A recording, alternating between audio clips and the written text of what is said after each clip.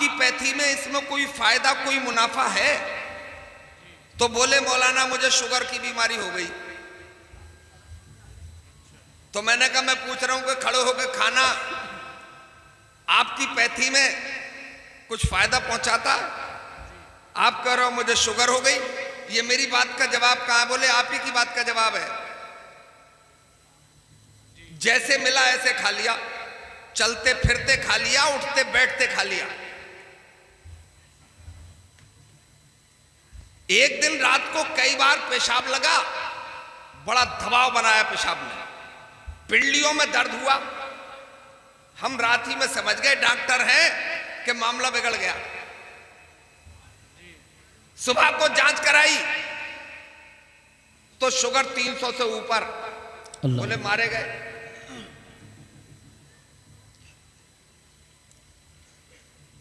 इसका कोई मुस्तकिल इलाज नहीं है, जब तक जीना दवा खाना। हालांकि इलाज होगा, अभी मिला नहीं है, तलाश रहे हैं लोग और मिल भी जाएगा। कोई इससे बड़ी बीमारी आ जाएगी फिर जिसका इलाज फिर बरसों तलाशेंगे, है ना? तो आप बेचैनी थी, बेचैनी में मैं किसी आलिम दीन से मिला और मैंने उनसे ये पूछा कि पैगंबर इस्लाम के खाना तनाबुल फरमाने का तरीका क्या था? सुभान अल्लाह। उन्होंने मुझे बताया कि जब सरकार खाना तनाबुल फरमाते, एक पैर बिछा लेते और एक पैर उठा लेते, या दोनों पैर उठा के यानी ऊपरू बैठ के खाना तनाबुल फरमाते। सुभान अल्लाह। मैंने कुतुबीनी की, मिल गया मुझे सरकार की जीवनी में, सवाने हयात में। अब मैंने उस तरीके पे खाना शुरू कर दिया। वो डॉक्टर आज भी मौजूद हैं। मुझसे उन्होंने कहा कि 6 महीने के बाद जब मैंने शुगर की जांच कराई तो बगैर किसी दवा के मेरी शुगर मेंटेन हो गई, क्योंकि मैंने पैगंबर इस्लाम की सुन्नत पे अमल कर लिया। सुभान अल्लाह। नारे तकबीर, नारे रिसालत, नारे गौसियत, मसलके आला हजरत, उलमाए अहले सुन्नत। सुभान। अच्छा, दुनिया की कोई भी पैथी सुन्नत मुस्तफा का मुकाबला नहीं कर सकती। अब इस पे अमल करो। और सरकार ने इरशाद फरमाया कि जब भूख लगे तो खाना और भूखे ही उठ जाना। जी बेशक बेशक। मगर दावत में होता तो घुटने डाल देता है? बस खाना किसी और के दस्तरखान पे है मगर पेट तो तेरा है।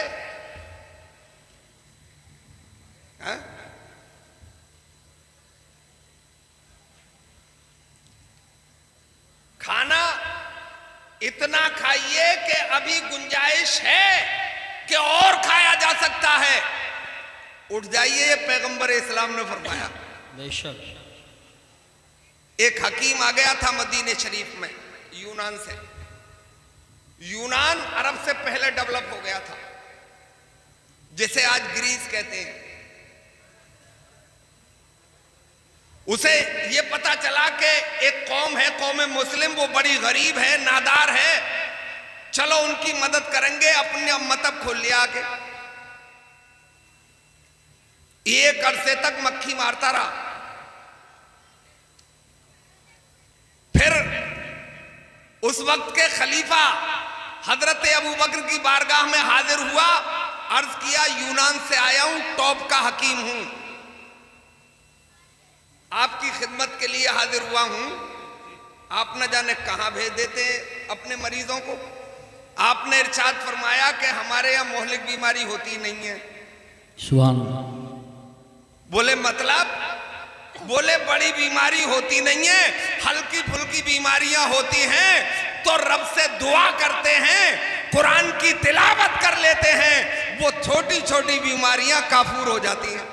सुभान अल्लाह, माशाअल्लाह माशाअल्लाह। बोले बड़ी बीमारी नहीं होती, उनकी वजह बोले एक वजह सुन लो, हमारे पैगंबर ने इरशाद फरमाया, हमें ये सबक पढ़ा के गए कि जब भूख लगे तो खाना और भूखे ही उठ जाना। वो तबीब ये बोल के वहां से वापस आया कि मैं अपनी दुकान बढ़ा के यूनान चला जाऊंगा। अगर इस बात पे अमल रहा तो मुझे यकीन है कि कभी बड़ी बीमारी का सामना। बेशक। अच्छा, आप इस पे गौर करो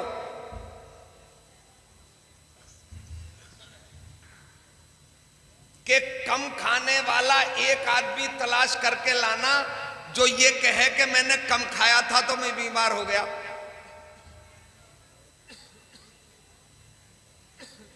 एक भी नहीं मिलेगा जी। ऐसे आपको बहुत मिलेंगे कि आज ज्यादा खा लिया तो मामला बिगड़ गया। तो ये तरीका भी तो इस्लाम नहीं बताया है ना। इसका मतलब हर एक चीज पे नजर है पैगंबर इस्लाम की, क्योंकि आपसे मोहब्बत है, आपसे प्यार है। आपको ऐसे ऐसे फार्मूले अता कर दिए गए कि आप दुनिया में भी कामयाब रहें और जब दुनिया से चले जाएं तो कब्र की मंजिल में भी चैन से वक्त गुजरे और हश्र के मैदान में जन्नत का टिकट हाथ में। सुभान अल्लाह, माशाअल्लाह, माशाअल्लाह, बहुत खूब। अब मेरे दीनी भाइयों, एक बात बता के अपनी बात खत्म करूं। एक बार सुभान अल्लाह बोलिए। सुभान अल्लाह। सरकार ने इरशाद फरमाया कि इशा की नमाज पढ़ के जल्दी सो जाया करो, और फरमाया ही नहीं, इस पे अमल भी फरमाया।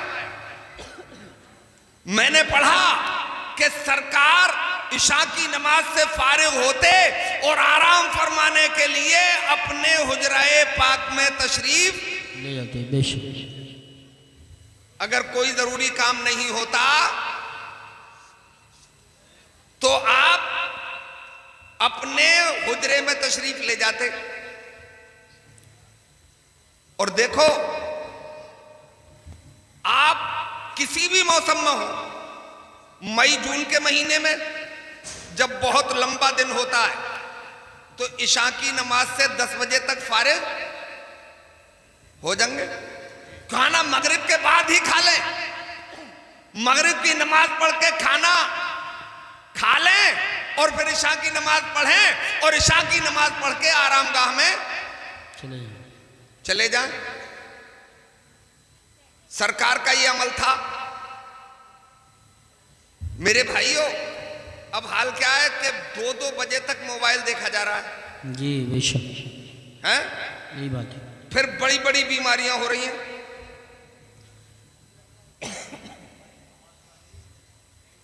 इशा की नमाज पढ़ के 10 बजे आप सो गए, डॉक्टर कहता है 6 घंटे सोना जरूरी है सेहत बरकरार रखने के लिए, तो 6 घंटे 4 बजे तक हो जाएंगे, है ना जी। अब 4 बजे आप उठ जाइए, क्योंकि 6 घंटे आपने आराम कर लिया।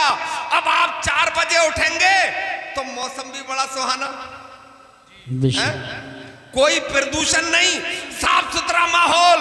अब 4 बजे फजर का वक्त नहीं हुआ है, जरूरियात से फारिग हो जा। डॉक्टर से मशवरा करेगा तो वो ये बताएगा वॉकिंग कर और जॉगिंग कर, है ना।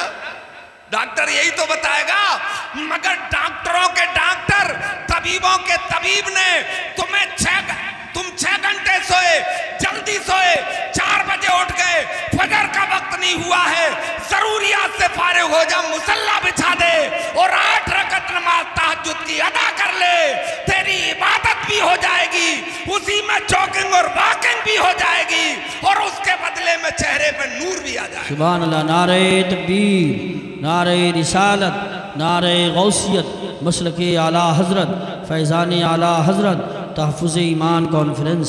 सुभान अल्लाह, सुभान। हजरत, अब ना ये बात सरकार की एक एक बात पे तहकीक हो रही है। जी बेशक।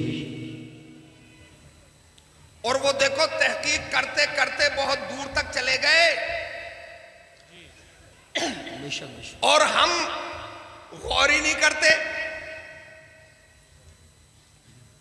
तहकीक कर ली उन्होंने, मोबाइल जैसी चीज खोज ली जो तुम्हें तबाह करे दे रही है, हालांकि जरूरत की चीज नहीं है।